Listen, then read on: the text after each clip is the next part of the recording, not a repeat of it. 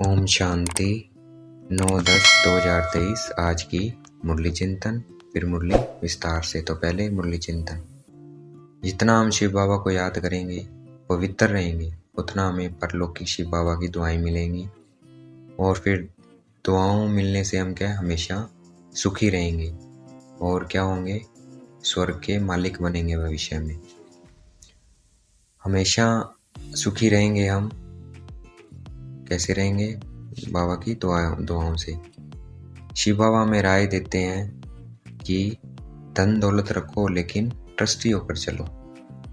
मतलब धन दौलत रखना है लेकिन क्या सोच के चलना है कि ये सब कुछ शिव बाबा का है, ऐसे सोच के चलना है। वह शिव मालिक कौन है? शिव बाबा है, मैं नहीं। तो ऐसे होकर चलो और श्रीमत पर चलना है। क्राइस्ट से 3000 वर्ष पहले क्या था? सतयुग था। 3000 साल पहले सतयुग था। और सतयुग में सिर्फ कितने लोग थे? 9 लाख लोग थे। सतयुग में कौन सा देश होता है? सिर्फ भारत देश था और कोई देश नहीं होता है। रावण का जन्म हुए को कितने वर्ष हुए हैं? 2500 वर्ष हुए हैं। अभी है कलयुग का अंत, विनाश सामने खड़ा है। ये हमें पता चलता है कि लड़ाइयाँ लगनी शुरू हो गई है। तो इसका मतलब क्या है? विनाश सामने खड़ा है। गुरु की जरूरत हमें पड़ती है द्वापर कलयुग में। कंस, जरासंधी, हिरण्यकश्यप आदि कौन से युग में होते हैं?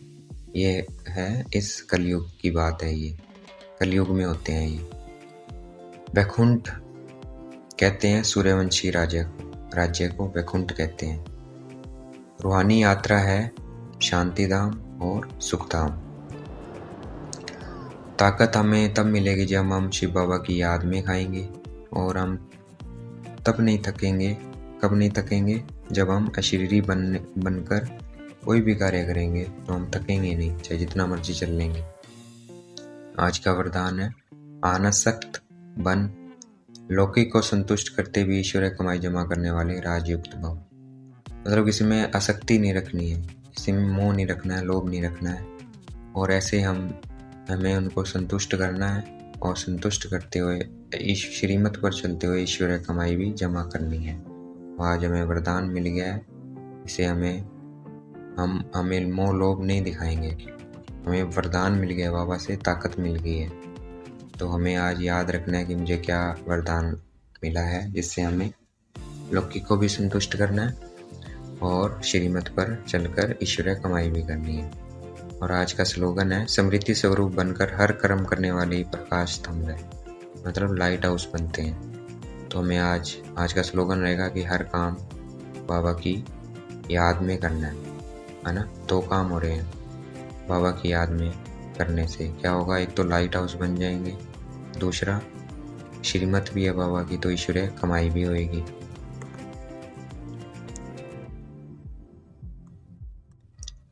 अब मुरली विस्तार से। 9/10/2023 प्रातः मुरली। ओम शांति। मधुबन। मीठे बच्चे। हाँ जी मीठे बाबा, जितना याद में रहेंगे, पवित्र बनेंगे, उतना पारलौकिक माता पिता की दुआएं मिलेंगी। दुआएं मिलने से तुम सदा सुखी बन जाएंगे। प्रश्न है, आप सब बच्चों को कौन सी राय देकर कुकर्मों से बचाते हैं? उत्तर, बाबा राय देते हैं, बच्चे तुम्हारे पास जो भी धन दौलत आदि है वह सब अपने पास रखो, लेकिन ट्रस्टी होकर चलो। तुम कहते आए हो, हे भगवान यह सब कुछ आपका है, भगवान ने बच्चा दिया, धन दौलत दिया। अब भगवान कहते हैं इन सब से बुद्धि योग निकाल, तुम ट्रस्टी होकर रहो, श्रीमत पर चलो, तो कोई भी कुकर्म नहीं होगा, तुम श्रेष्ठ बन जाएंगे। गीत है ले लो दुआएं माँ बाप की। ओम शांति। जो बच्चे कहते हैं हमारा मुख नहीं चलता है, समझा नहीं सकते हैं, उन्हें सेंटर की ब्राह्मणियाँ कैसे सिखलाए, ये शिव बाबा समझाते हैं। चित्रों पर समझाना तो बहुत सहज है। छोटे बच्चे को चित्र दिखलाकर समझाना पड़े ना। ऐसे नहीं क्लास में सब आकर बैठे और तुमने मुरली शुरू कर ली, नहीं। यह तो हड्डी जिगर बैठ समझाना चाहिए। बच्चों ने गीत तो सुना, एक है पारलौकिक माता पिता जिसको याद करते रहते हैं तुम माता पिता। वह सृष्टि का रचयिता माता पिता जरूर स्वर्ग की रचेंगे। सतयुग में स्वर्गवासी बच्चे होते हैं, यहाँ के माता पिता खुद ही नरकवासी है तो बच्चे भी नरकवासी ही पैदा करेंगे। गीत में कहा है, ले लो दुआएं माँ बाप की। तुम जानते हो इस समय के माँ बाप तो दुआएं नहीं देते हैं, स्वर्गवासी दुआ करते हैं, जो दुआ फिर आधा कल्प चलती है, फिर आधा कल्प बाद शापित हो जाते हैं। खुद भी पतित बनते हैं तो बच्चों को भी बनाते हैं। उसे आशीर्वाद तो नहीं कहेंगे, शाप देते देते भारतवासी शापित हो गए हैं। कितना दुख ही दुख है, इसलिए माता पिता को याद करते हैं। अभी वह माता पिता दुआएं कर रहे हैं, पढ़ाकर पतित से पावन बना रहे हैं। यहाँ है असुरी संप्रदाय रावण राज्य, वहाँ है दैवी संप्रदाय राम राज्य। रावण का जन्म भी भारत में है, शिव बाबा जिसको राम कहते हैं उनका जन्म भी भारत में है। तुम जब वाम मार्ग में जाते हो तो भारत में रावण राज्य शुरू होता है, तो भारत को ही राम परमपिता परमात्मा आकर पतित से पावन बनाते हैं। रावण आते हैं तो मनुष्य पतित बनते हैं, गाते भी है राम गयो रावण गयो जिनका बहु परिवार। राम का परिवार तो बहुत छोटा है और सब धर्म खत्म हो जाते हैं, सबका विनाश हो जाता है, बाकी तुम देवी देवताएं रहेंगे। तुम अभी जो ब्राह्मण बने हो वही ट्रांसफर होंगे सतयुग में। तो अब तुमको माँ बाप की दुआएं मिल रही है, माँ बाप तुमको स्वर्ग का मालिक बनाते हैं, वहाँ तो सुख ही सुख है। इस समय कलयुग में है दुख, सभी धर्म दुखी हैं। अभी कलयुग के बाद फिर सतयुग होना है। कलयुग में कितने ढेर मनुष्य हैं, सतयुग में तो इतने मनुष्य नहीं होंगे। जितने ब्राह्मण होंगे वही फिर वहाँ देवता बनेंगे। वह भी त्रेता तक वृद्धि को पाते रहेंगे। कहते हैं क्राइस्ट से 3000 वर्ष पहले सतयुग था, before Christ and after Christ. सतयुग में तो एक ही धर्म एक ही राज्य है, वहाँ मनुष्य भी थोड़े होंगे, सिर्फ भारत होगा और कोई धर्म नहीं होगा, सिर्फ सूर्यवंशी ही होंगे। सूर्यवंशी भी नहीं होंगे, वहाँ सिर्फ सूर्यवंशी ही होंगे, चंद्रवंशी भी नहीं होंगे। सूर्यवंशी को भगवान भगवती कह सकते हैं क्योंकि वह संपूर्ण है। तुम बच्चे जानते हो पतित पावन तो एक परमपिता परमात्मा ही है। चक्कर चित्र की तरफ तुम बच्चे जानते हो पतित पावन तो एक परमपिता परमात्मा ही है। चक्कर के चित्र तरफ इशारा, देखो बाप ऊपर में बैठे हैं, ये ब्रह्मा द्वारा स्थापना करा रहे हैं।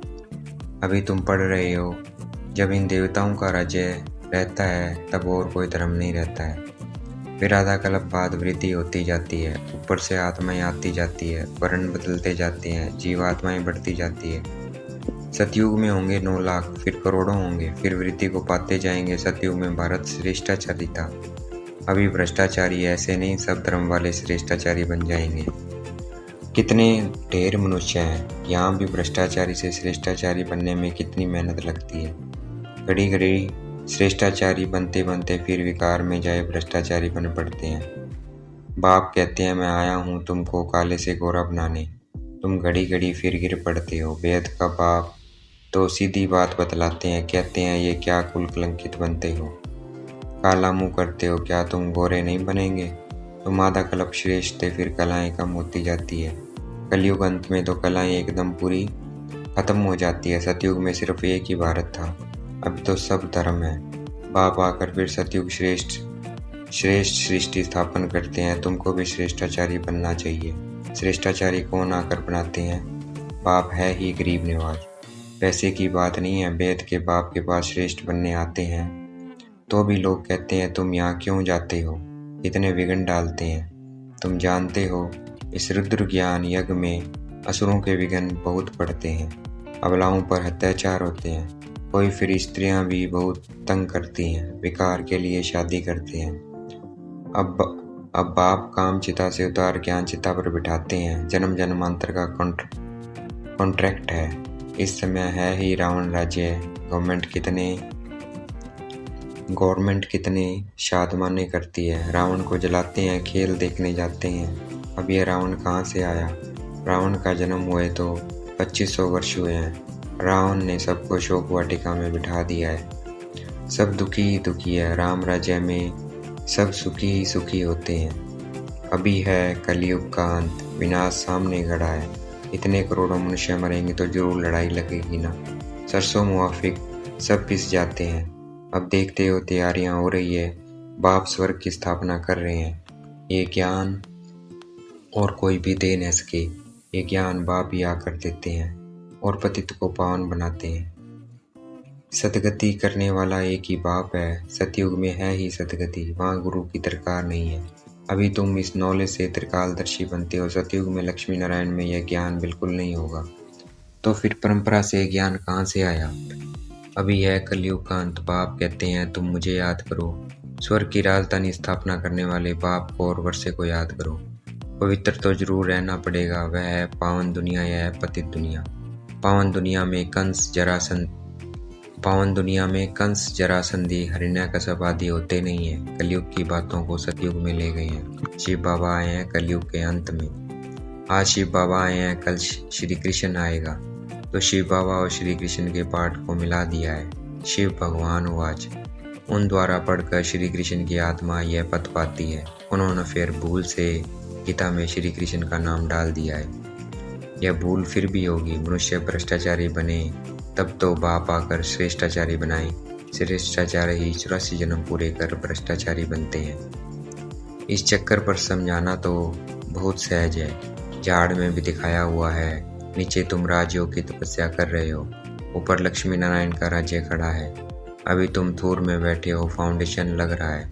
तुम जानते हो फिर सूर्यवंशी कुल वैकुंठ में जाएंगे। राम राज्य को वैकुंठ नहीं कहा जाता है, वैकुंठ श्री कृष्ण के राज्य को कहा जाता है।